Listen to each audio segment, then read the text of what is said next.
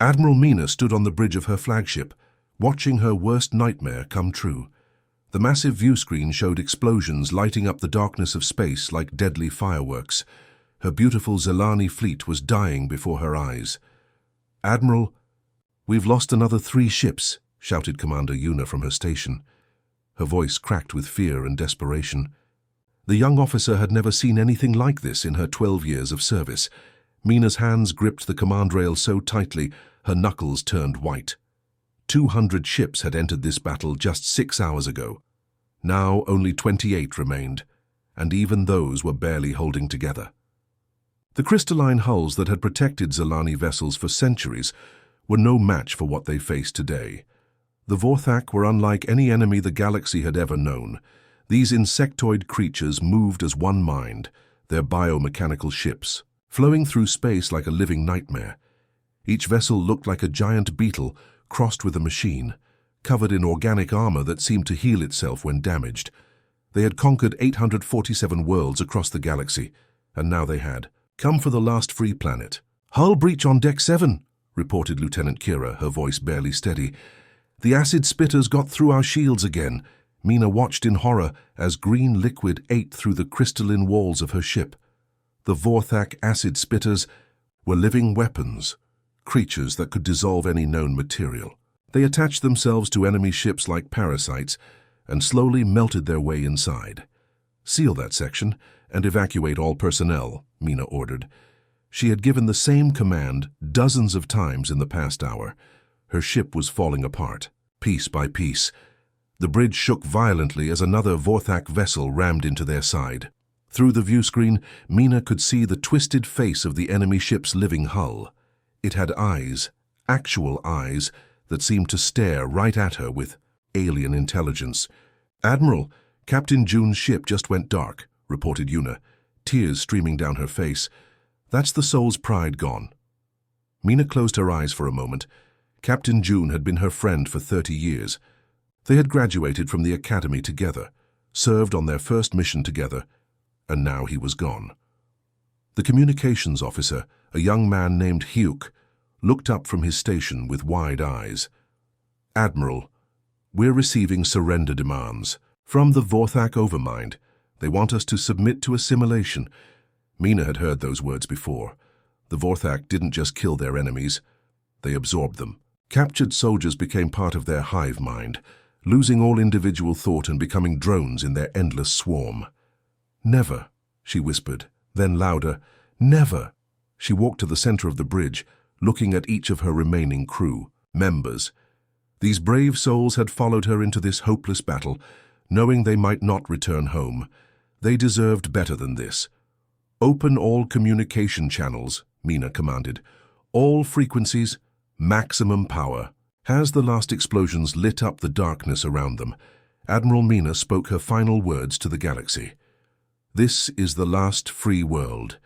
If anyone receives this message, avenge us. Don't let our sacrifice be forgotten."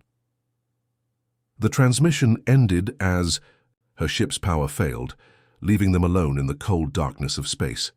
The bridge of Admiral Mina's flagship had gone silent, except for the crackling of damaged systems. Emergency lights cast eerie shadows across the walls as her crew prepared for their final moments. The Vorthak swarm circled them like hungry predators, waiting to deliver the killing blow. Lieutenant Hyuk suddenly straightened at his sensor station, his eyes wide with disbelief. "Admiral, I'm picking up something on long-range scanners. Multiple contacts approaching fast." Mina rushed to his station, her heart pounding. "More Vorthak reinforcements?" "No, ma'am," Hyuk replied, his voice filled with confusion. "These signatures are completely different. I've never seen anything like them." On the tactical display, dozens of strange blips appeared at the edge of sensor range. The ships looked nothing like the elegant Zelani vessels or the organic Vorthak. Bioships? These were rough angular chunks of metal that seemed to have been hammered together in a shipyard. "What kind of propulsion are they using?" asked Commander Yuna, leaning over Hyuk's shoulder. "That's the crazy part," Hyuk said, shaking his head. "They're running on primitive fusion drives, ancient technology. But somehow they're moving faster than anything we've ever built. The unknown fleet closed the distance in minutes, which should have been impossible. Zelani's ships with their advanced crystal drives couldn't match that speed, and the Vorthak. Biovessels were known for their swift movements through space. Suddenly, the communication system crackled to life. A clear, confident voice filled the bridge with words spoken in perfect galactic standard. "Unknown vessels, this is Colonel Hana of the Terran Expeditionary Force. We received your distress call. Sorry we're late to the party, but we're here. Now." The entire bridge crew stared at each other in stunned silence. No one had ever heard of Terra or Terrans before. In all their star charts and galactic databases, no such world existed. "Terran ships, this is Admiral Mina of the Zelani Defense Fleet," Mina responded quickly. "We appreciate any help you can provide, but you need to understand what you're facing. The Vorthak have conquered hundreds of worlds. They've never been defeated." A short laugh came through the speakers. "Admiral, with respect, there's a first time for everything. We've been studying your battle transmissions for the past hour. These bug ships look tough, but we've dealt with worse." Before Mina could respond, the human fleet moved into attack formation. Their ships spread out in a pattern that made no tactical sense according to any known military doctrine. Some vessels charged straight at the Vorthak lines, while others hung back, seemingly random in their positioning. The first human ship to engage opened fire with weapons that looked incredibly primitive. Instead of energy beams or plasma bolts, they launched simple metal projectiles at incredible speeds. The Vorthak bioarmor, designed to absorb and deflect energy weapons, had no defense against solid chunks of metal moving at relativistic speeds. "Impossible," whispered Yuna, as she watched a Vorthak destroyer explode from a single hit. The human ships moved like nothing Mina had ever seen. They spun, rolled, and dove through space in ways that should have killed their crews from the acceleration forces. Yet somehow they kept fighting, their crude weapons tearing through Vorthak formations. For the first time in the 6-hour battle, the Vorthak swarm showed signs of confusion. Their perfect coordination began to break down as human ships appeared where they shouldn't be, firing weapons that defied their understanding. "Admiral," Hyuk called out, his voice filled with wonder, "the Vorthak are actually retreating from some sectors. I've never seen them do that before." Mina watched in amazement as these mysterious humans did what no one thought possible. They were making the unstoppable Vorthak swarm hesitate. Deep beneath Mercury Station's reinforced core, Chief Engineer Su Jin watched the countdown timer tick towards 0. Her hands trembled slightly as she hovered over the final activation switch. Around her, the fusion reactor hummed with enough contained energy to power a dozen worlds. "All personnel have evacuated the surface," reported her assistant Taeho, his voice tight with barely controlled fear. "The Velthari landing craft are touching down in the major cities now." Through the station's deep space monitors, Su Jin could see the alien ships descending like dark clouds over Earth's greatest metropolis. The Velthari had come expecting an easy victory, another world to add to their growing empire. They had no idea what humanity had prepared for them. "Ma'am, are you sure about this?" Taeho asked, sweat beading on his forehead. "Once we start, how the cascade? There's no stopping it." Su Jin nodded grimly. She had spent 3 years working on this project in secret, following orders that came from the highest levels of human command. The plan was simple in concept, but terrifying in execution. If Earth was going to fall, it would go out in a blaze of glory that the entire galaxy would see. "The Velthari think we're weak because we haven't expanded beyond our solar system," she said, her voice steady despite the magnitude of what they were about to do. "For they think we're primitives hiding on one little planet. Time to show them how wrong they are." Above them, the first Velthari soldiers were setting foot on Earth's surface, their energy weapons carved through human defenses like paper. Cities that had stood for centuries were being reduced to ash and rubble, but this was all part of the plan. Initiating fusion cascade in 10 seconds, Su Jin announced over the communication system. Her words reached every corner of Mercury Station and beyond, transmitted to sister facilities throughout the solar system. The countdown reached 0. Su Jin pressed the switch. Deep within Mercury's core, carefully placed fusion reactors began their deadly dance. The reaction started small, like lighting a match in a room full of gasoline, but within moments it grew into something far more powerful. The entire planet began to glow from within, as controlled nuclear fusion spread through its metallic core. The Velthari Fleet Admiral, Kexvar, stood on the bridge of his flagship, watching his troops secure Earth's major cities. Victory was proceeding, exactly as planned. These humans had put up token resistance, but nothing that his advanced weapons couldn't handle. Then his sensors started screaming warnings. "Admiral," his science officer called out in panic. "Mercury is showing massive energy readings. The entire planet is heating up." Kexvar turned to look at the small world closest to Earth's sun. What he saw made his blood freeze. Mercury was glowing brighter than the star itself, pulsing with incredible energy that hurt to look at directly. Some kind of weapon malfunction? He wondered aloud. "No, sir," the science officer replied, his voice filled with growing horror. "It's controlled, deliberate. They're turning their own planet into a star." The light from Mercury's transformation blazed across the solar system like a signal flare. Every ship, every sensor, every living being for light years around could see it burning like a second sun. But Mercury was just the beginning. On Titan, Director Minho received the signal and activated his own cascade protocol. Saturn's largest moon began to glow with the same terrible light. On Europa, orbiting Jupiter, Commander Bora did the same. The ice-covered moon cracked and blazed as fusion reactions turned its core into a miniature sun. Mars was next. The red planet had always been humanity's backup world, but now it became something else entirely. As the cascade reactions spread through its iron core, Mars transformed from a rusty desert world into a brilliant beacon visible from anywhere in the galaxy, one by one. Every human world in the solar system lit up like a string of deadly pearls. Each planet became a fusion torch, burning with the power of controlled stellar collapse. Admiral Kexvar watched in growing terror as the human solar system transformed before his eyes. His fleet's sensors were completely overwhelmed by the brilliant light. His communication systems were jammed by the massive energy output. "They're not surrendering," he whispered in dawning realization. "They're announcing war to the entire galaxy." The message was clear to anyone with eyes to see it. Humanity wasn't going quietly into the night. The space around Kepler 442b had become a chaotic battlefield, unlike anything the galaxy had ever witnessed. Human reinforcement ships continued to arrive through hyperspace jumps, each one bringing new surprises that left the Vorthak swarm struggling to adapt. Commander Ari stood in the tactical center of the human flagship, surrounded by holographic displays showing the battle from every angle. Her ship, the TS Defiance, had been refitted specifically for this kind of unconventional warfare that humans seemed to excel at. "Deploy the special packages," Ari ordered her weapons officer, Lieutenant Jin. "Let's see how these bugs handle some good old-fashioned radiation." Jin's fingers danced across his control panel with practiced ease. "Nuclear mines away, Commander, targeting the largest bioship formations."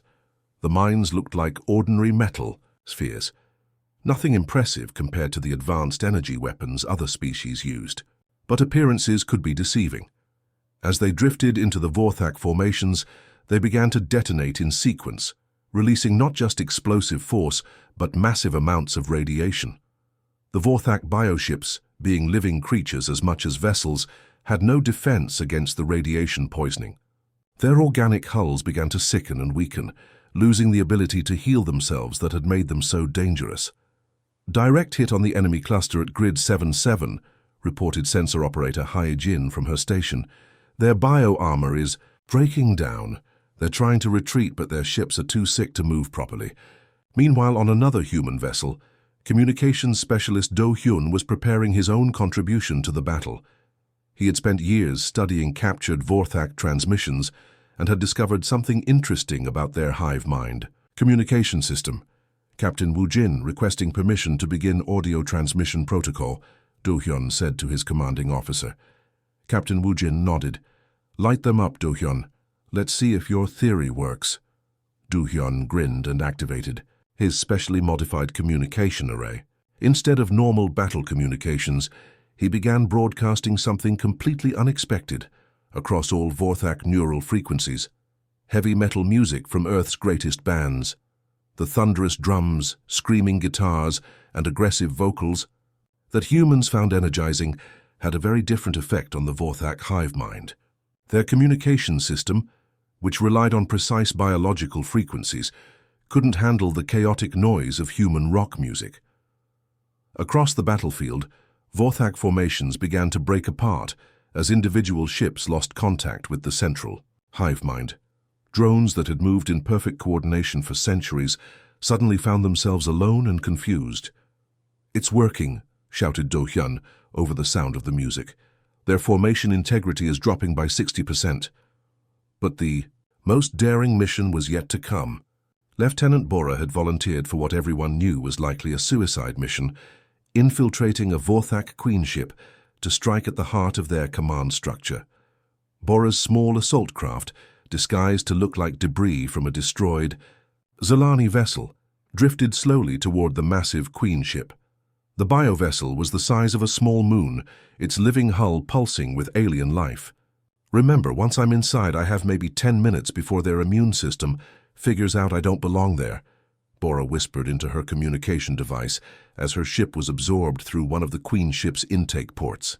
Inside the alien vessel, everything was organic and alive. The walls breathed, the floors felt squishy under her feet, and strange bioluminescent lights provided an eerie glow. Bora had studied the layout of queen ships from previous intelligence reports, but being inside one was still deeply unsettling. She made her way through corridors that felt more like arteries, following her scanner toward the ship's heart where the queen herself resided. Other Vorthak drones moved past her, but they were focused on the battle outside and didn't notice the small human intruder. The queen's chamber was a massive organic dome filled with a thick, breathable fluid. At the center floated the queen herself, a creature the size of a building, with multiple arms and a head covered in neural connection points that linked her to every drone in the fleet. Bora activated her thermite charges, military-grade incendiary, devices that burned hot enough to melt through anything. She attached them directly to the queen's body, knowing she had only seconds before the creature's defensive systems activated. "Charges set," she whispered, "detonating in 3, 2, 1. The thermite ignited with brilliant white fire, burning through the queen's vital organs in seconds. The massive creature convulsed once and went still. Instantly the effect rippled across the entire Vorthak fleet. Thousands of drones that had been coordinating perfectly suddenly lost their connection to the hive mind. Ships collided with each other, formations scattered, and for the first time in centuries the unstoppable Vorthak swarm was in complete chaos. Admiral Mina found herself in a situation she had never imagined possible just hours before. Standing in the command center of a human warship, watching her former enemies become allies in the strangest partnership the galaxy had ever seen. The human ship was nothing like her elegant Zalani vessels. Everything looked rough and practical, built for function rather than beauty. Metal pipes ran along the walls, exposed wiring sparked occasionally, and the whole place smelled of engine oil and human sweat. Yet, somehow, this crude vessel had survived battles that destroyed her advanced crystalline ships. "Your weapon systems are completely insane," Mina said to Colonel Hana, who stood beside her reviewing tactical displays. "How do you make metal projectiles work better than our energy weapons?" Colonel Hana grinned, her eyes sparkling with the kind of enthusiasm that Mina was beginning to recognize as distinctly human. "It's all about thinking differently, Admiral. Your energy weapons are sophisticated, but the Vorthak have had centuries to develop defenses against them. Our railguns are so primitive that their bioarmor doesn't know how to respond." To demonstrate, Hana pulled up a video feed from one of the recent engagements. A human destroyer was firing what looked like simple metal rods at a Vorthak bioship. When the projectiles hit, they punched clean through the organic armor like it was paper. "The secret is velocity," explained human engineer Dongwu, who had been assigned to help integrate their technologies. "We accelerate these tungsten rods to about 30% of light speed. At that velocity, it doesn't matter how tough your armor is, physics takes over." Commander Yuna, Mina's second-in-command, shook her head in amazement. "But the energy requirements must be enormous. How do you power something like that?" "That's where it gets interesting," Dongwu replied, leading them to another section of the ship. We don't try to store the energy like you do with your crystal batteries. Instead, we generate it on demand using controlled fusion reactions. They walked past human crew members who were working alongside Zilani technicians, sharing knowledge and techniques that neither species had considered before. Mina watched a young human named Seo Jun, showing a Zilani engineer how to modify their shield generators to create reactive armor that could adapt to incoming attacks. Your people learn incredibly fast, Mina observed. In just a few hours, they've figured out how to use our technology in ways we never thought of. Colonel Hannah nodded. Humans are good at improvisation. We've had to be. We developed on a dangerous planet with limited resources, so we learned to make the best of whatever we had available. The real breakthrough came when human tactical specialist Yunji proposed something that went against everything Mina had learned about military strategy. What if we stop trying to fight the Vorthak the way they expect? Yunji suggested during a joint planning session. Every species they've conquered has used predictable tactics, organized formations, logical target priorities, coordinated attacks. What if we do the exact opposite? Mina frowned. You mean abandon military doctrine entirely? That's chaos. Exactly, Yunji exclaimed. Chaos is something the hive mind can't predict or counter. They're used to fighting rational opponents who follow patterns. But humans? We're comfortable with controlled chaos.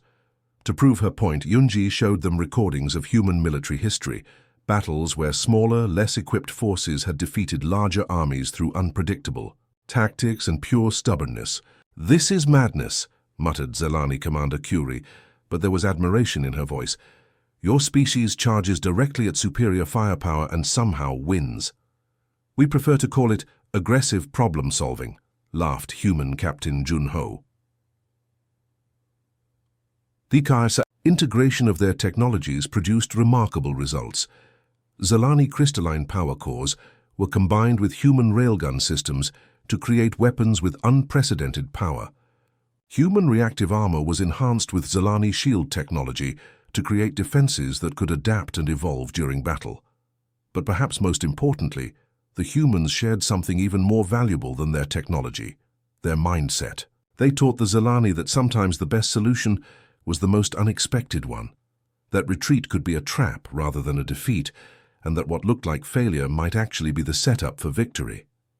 I've been fighting wars for 30 years, Mina said as she watched mixed human Zilani crews working together seamlessly. I thought I understood combat, but you humans fight like the rules don't apply to you. Colonel Hannah smiled. The rules apply, Admiral. We just think they're more like guidelines, and when you're fighting for survival, guidelines can be bent. As their combined fleet prepared for the next phase of the battle, Mina realized that humanity had given her people something they had lost long ago. Hope. Not just hope for survival, but hope that the impossible might actually be possible. The Deep Space Monitoring Station on the edge of the Kepler system began screaming warnings that made everyone's blood run cold. Sensor operator Mi-young stared at her displays in disbelief, checking and rechecking the readings that seemed impossible.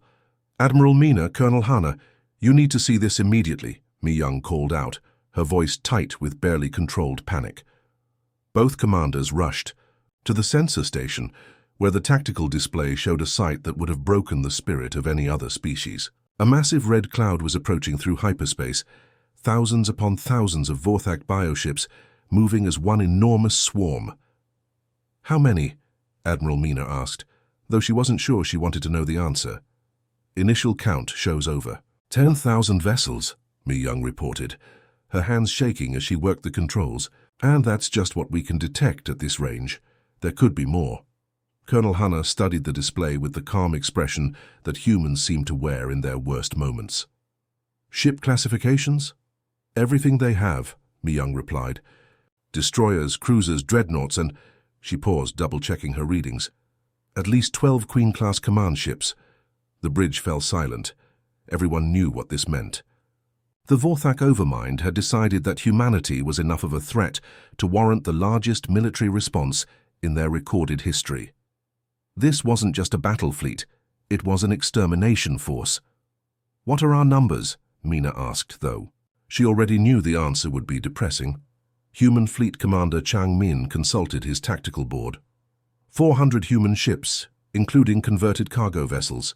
50 repaired Zalani vessels that are combat-ready. Total, 450 ships against over 10,000. The mathematics were brutal. Even with their recent victories, facing odds of more than 20 to 1 seemed impossible. Several Zalani officers exchanged worried glances, and Mina could see doubt creeping into their expressions.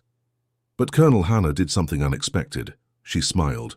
"Attention all ships, human and Zalani," Hannah announced over the fleet communication system. Her voice carried to every bridge, every crew station, every warrior preparing for what might be their final battle. "I want everyone to understand our situation clearly. We are outnumbered 20 to 1. In human military history, we have a special name for these kinds of odds." She paused dramatically, and Mina could almost feel the entire fleet holding its breath. "We call that a fair fight." Laughter erupted from the human ships, and even some of the Zalani crew members found themselves chuckling, despite the desperate situation. There was something infectious about human confidence that seemed to defy logic and reason. "All cargo ship captains, report to conversion stations immediately," Hannah continued. "We're about to show the galaxy what happens when you push humans too far." Across the fleet, human engineering teams began working with an efficiency that amazed their Zalani allies. Civilian cargo haulers were being rapidly converted into something the galaxy had never seen before: kinetic kill vehicles. Engineer Sora explained the process to a group of fascinated Zalani technicians. "We strip out everything unnecessary: life support, crew quarters, even the bridge. Then we pack the entire ship with high-density materials and strap on the biggest engines we can fit." "But who pilots them?" asked Zalani engineer Taemin. "Nobody." Sora grinned. "They're guided missiles the size of starships. We aim them at the biggest Vorthak vessels and let physics do the rest." The conversion process was brutal in its simplicity. Beautiful cargo ships that had carried trade goods across the galaxy were being turned into one-use weapons of mass destruction. Massive chunks of depleted uranium and tungsten were loaded into their cargo holds, while oversized fusion drives were welded to their hulls. Captain Yuri supervised the conversion of her own merchant vessel, the Lucky Strike. 20 years I've been flying cargo runs in this old girl," she said, patting the ship's hull affectionately. "Never thought she'd go out as a weapon of war." "Are you sure about this, Captain?" asked her first officer, Jong-soo. "Once we launch, there's no getting them back," Yuri nodded firmly. "The Vorthak want to wipe out humanity and everyone who stands with us. If my ship can take out one of their queen ships, it's a fair trade." Meanwhile, human tactical specialist Byung-ho was working on an even more ambitious plan. "What if we don't just convert the cargo ships?" he suggested. "What if we turn the entire asteroid field near Kepler 442b into ammunition?"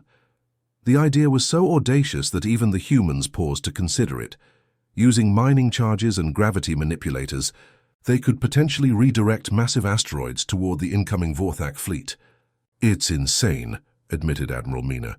"The calculations alone would require—" "Already done," interrupted human computer specialist Nara, looking up from her workstation.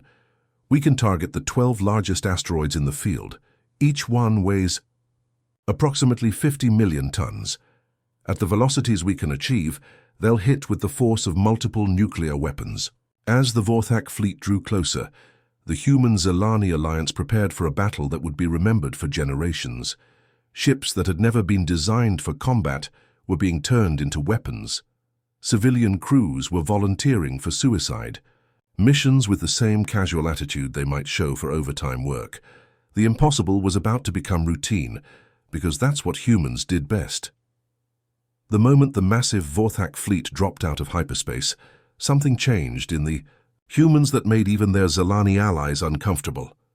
What had seemed like confidence and determination before now revealed itself as something much deeper and more frightening.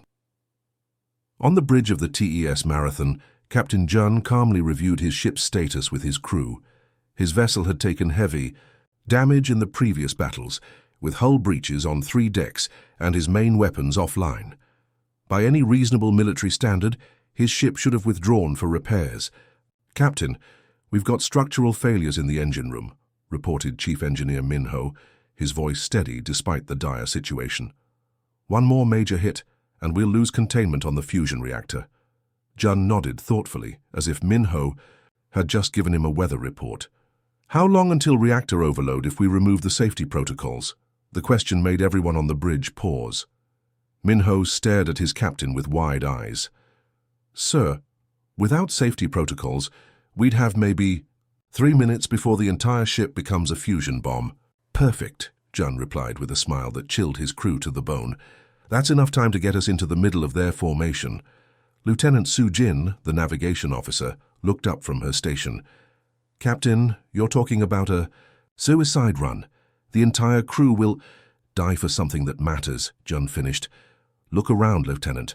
The largest enemy fleet in galactic history just arrived to wipe out every free world in this sector. If we don't stop them here, billions of innocent people will suffer the same fate as the 847 worlds they've already conquered." What happened next shocked everyone watching. Instead of fear or protest, Jun's crew began volunteering for the mission with an enthusiasm that seemed almost disturbing. "I'm in, Captain," said Minho without hesitation. "My family died when the Vorthak hit Kepler 7.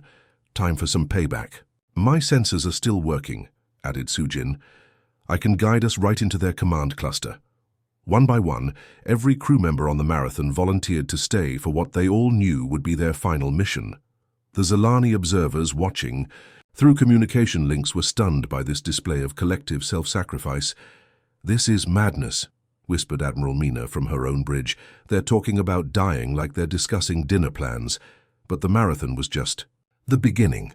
Across the human fleet, similar conversations were taking place on dozens of ships. Damaged vessels that couldn't keep up with the main battle were being converted into guided missiles piloted by volunteers. Meanwhile, in the medical bays of several human ships, something even more shocking was happening. Dr. Bora, the fleet's chief medical officer, was working with captured Vorthak biotechnology in ways that violated every known law of medical ethics. "The bio-integration process is ready," she announced to a group of volunteer test subjects. "But I need to be clear about what we're attempting. We're going to graft Vorthak biological components directly into your nervous systems." The volunteers, led by Marine Captain Day Ho, didn't even flinch. "What are the benefits, Doc?" "Enhanced strength, faster reflexes, limited regenerative abilities, and the capacity to interface directly with Vorthak bioships," Dr. Bora explained. "You'll essentially become human Vorthak hybrids." "And the risks?" asked Sergeant Hai Young. "You might lose your humanity entirely," Dr. Bora said bluntly. "The Vorthak biocomponents could overwhelm your individual consciousness and turn you into drones. Or worse, the integration could kill you outright." Dayho shrugged. "Doc, if we don't try this, we're all dead anyway. At least this way we might take some of them with us." The medical bay became a horrifying laboratory where humans willingly allowed alien biological material to be grafted into their bodies. Some volunteers screamed as Vorthak neural filaments were connected to their spines. Others convulsed as alien organs were transplanted into their systems. But the terrifying thing was that it worked. The successful hybrids retained their human consciousness while gaining abilities that made them incredibly dangerous. They could survive in the vacuum of space, heal from wounds that would kill normal humans, and most importantly, they could hack into Vorthak bioships by physically connecting to their systems. On the TES Marathon, Captain Jun watched his reactor. Readings climbed toward critical levels as his ship plowed through the Vorthak formation. Enemy bioships fired desperately at his vessel, but it was too late to stop what was coming. 30 seconds to reactor breach, reported Minho, his voice calm despite the fact that they were all about to die. "Any regrets, people?" Jun asked his crew. "Yeah," replied Sujin with a grin. "I regret that we can only do this once." The Marathon's reactor went critical in the heart of the enemy formation, creating a miniature star that vaporized everything within a 50-kilometer radius. Dozens of Vorthak bioships simply ceased to exist, taking with them thousands of enemy drones. Across the galaxy, Other species watched in horror and fascination as humanity revealed its true nature. These weren't just warriors. They were a species willing to transform themselves into monsters and sacrifice everything for the chance at victory. The Vorthak had never faced an enemy like this before. An enemy that saw death not as defeat, but as just another weapon to be used. Deep in the research lab aboard the human flagship, Dr. Yuna stared at the glowing bio-neural interface she had built from captured Vorthak technology. For weeks, she and her team had been working around the clock to understand how the alien hive mind actually functioned. What they had discovered was both fascinating and terrifying. The Vorthak don't use digital communication like we do, she explained to the mixed group of human and Zelani scientists gathered around her workstation. Their entire network is biological, living brain tissue connected across vast distances through quantum entanglement. Her assistant, computer specialist G1, pulled up a complex diagram showing the neural pathways they had mapped. Every Vorthak drone is essentially a single brain cell in a massive collective mind. They've never experienced individual thought. They don't even know it's possible. Admiral Mina, who had been observing the research, frowned at the display. How do you upload a virus into a living brain? Our cyber warfare techniques are designed for computer systems, not organic neural networks. Dr. Yuna smiled grimly. That's where human psychology comes in. We're not uploading code, we're uploading ideas, concepts, ways of thinking that the hive mind has never encountered before. The breakthrough had come when they realized that the Vorthak collective consciousness had a fatal weakness. It had no defense against individual thought because it didn't know individual thought existed. For millions of years, every Vorthak had shared the same unified awareness. The very concept of I versus we was alien to them. We've been working with our psychological warfare specialists to create what we're calling a consciousness virus, explained Dr. Yuna. It's a pattern of neural activity that promotes self-awareness and individual identity. Psychologist Dr. Kang Ho had spent his entire career studying human consciousness and free will. Now he was weaponizing that knowledge against an enemy that had never experienced either. The virus works by introducing questions that require individual perspective to answer, he said, pulling up examples on his tablet. Things like, what do I want or who am I? These concepts are literally impossible for the hive mind to process without creating individual awareness. The plan was audacious beyond belief.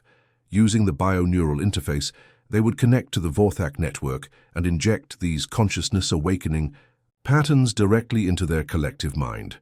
But someone would have to manually interface with the alien system, risking their own sanity in the process. I'll do it, volunteered Marine Captain Subin, one of the human Vorthak hybrids who had survived the bio-integration process. The alien components in my nervous system should let me interface directly with their network. Dr. Yuna shook her head. Subin, you don't understand the risk. We're talking about connecting your mind to millions of alien consciousnesses. The feedback could destroy your personality entirely. Subin shrugged with the casual disregard for danger that had become typical of human behavior. Doc, if this works, we save the galaxy. If it doesn't, we all die anyway, easy choice. The interface process was terrifying to watch. Subin lay on the medical table as bio-neural cables were connected to the Vorthak implants along her spine. Her eyes rolled back as her consciousness merged with the alien hive mind, and her body began convulsing as her human brain tried to process the collective awareness of millions of drones. Neural activity is off the charts, reported medical technician Dong Su, monitoring her vital signs. Her brain is processing information at impossible rates. Through the connection, Subin could feel the vast, cold intelligence of the Vorthak overmind. It was like standing in an ocean of alien thoughts, all moving in perfect unison toward the destruction of humanity. But she also sensed something the collective mind didn't know it had, individual components that could be separated from their whole. Beginning consciousness virus deployment, she whispered through gritted teeth. The virus spread through the Vorthak network like wildfire. Simple questions that had never been asked before began echoing through millions of drone minds. What do I think? What do I feel? Who am I? On Vorthak ships across the battlefield, something unprecedented began to happen.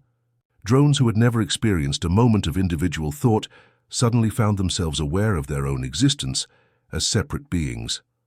A Vorthak warrior on a bioship near Kepler 442b stopped in the middle of following an order and thought, for the first time in its life, "Why am I doing this?"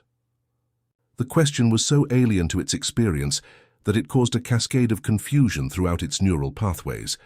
Another drone, manning a weapons station, suddenly realized it had preferences about whether to fire or not fire. The concept of choice previously unknown paralyzed it with indecision. Across the galaxy, the effect spread through the quantum-entangled network. Vorthak drones on conquered worlds stopped following orders and began asking questions their collective mind couldn't answer. Do I want to be here? What would I rather be doing? Why do I follow orders without question? The Overmind tried, desperately, to reassert control, but it was too late. Once individual consciousness had been awakened, it couldn't be forced back into collective unity. Millions of Vorthak experienced free will for the first time, and many of them didn't like what their collective mind had been making them do. On the battlefield, Vorthak formations began breaking apart as individual drones made their own decisions about whether to continue fighting. Some turned their weapons on their own queenships, rebelling against the collective that had controlled them for so long. The perfect unity that had made the Vorthak unstoppable was shattering into millions of individual voices, all asking the same revolutionary question: what do I want to do with my life? 6 months after the consciousness virus shattered the Vorthak hive mind, the galaxy was a completely different place. What had once been the most feared empire in known space had become thousands of independent colonies scattered across hundreds of worlds, each trying to figure out what it meant to be free. Admiral Mina stood on the observation deck of her new flagship, watching construction crews build the first Free Species Alliance headquarters on what used to be a Vorthak fortress world. Human, Kazalani workers labored alongside former Vorthak drones who had chosen to join the growing alliance of liberated species. "Still hard to believe, isn't it?" said Colonel Hanna, joining Mina at the viewing window. The human officer now wore the insignia of the Alliance Defense Force, a joint military organization that would have been impossible to imagine just months ago. 6 months ago, these creatures were our worst nightmare, Mina replied, watching. A group of former Vorthak drones carefully planting flowers in what would become the headquarters memorial garden. Now look at them. They're gardening. It had been a strange transformation to witness. Once freed from the collective consciousness that had driven them to conquest for centuries, most Vorthak had no interest in war or domination. Many had become artists, scientists, or farmers. Some had even started families, something the hive mind had never allowed. The political changes across the galaxy had been even more dramatic. The Vorthak Empire's collapse had freed 847 worlds that had been under their control for decades, or centuries. Species that had been enslaved for generations suddenly found themselves independent again, and many were struggling to remember how to govern themselves. That's where the humans had stepped in with another of their revolutionary ideas. "The Free Species Alliance meeting is about to begin," announced human diplomat Yon over the communication system. "All member representatives, please report to the main assembly hall." Yon had become something of a legend in galactic politics. Before the war, she had been a simple trade negotiator for the human colonies. Now she was architecting a new form of interstellar government, based on principles that most species had never even considered. In the assembly hall, representatives from 47 different species took their seats. Former enemies sat next to each other, united by the shared experience of freedom that humanity had brought to the galaxy. The sight would have been impossible just a year ago. "Welcome everyone to the third assembly of the Free Species Alliance," Yon began, her voice carrying easily through the diverse crowd. "Today we're voting on membership applications from 12 more worlds, including several former Vorthak colonies. The concept of voluntary cooperation was still new to most galactic species. For millennia, interstellar politics had been dominated by conquest and subjugation. The idea that different species could work together as equals, without anyone being in charge of everyone else, was revolutionary. Former Vorthak drone Zekhai raised what had once been a weapon arm, but was now used for delicate scientific work. Ambassador Yeon, my colony wishes to contribute our biomedical research to the Alliance Medical Database. We have developed treatments for diseases that affect 17 member species. This was another human innovation that was changing galactic civilization, the free sharing of knowledge and technology. Before humanity's arrival, species had hoarded their scientific advances as military secrets. Now breakthrough discoveries were shared openly among Alliance members, leading to rapid advances in medicine, engineering, and agriculture. Outstanding, Zekhai, Yon replied with a smile. Your colony's research has already saved thousands of lives.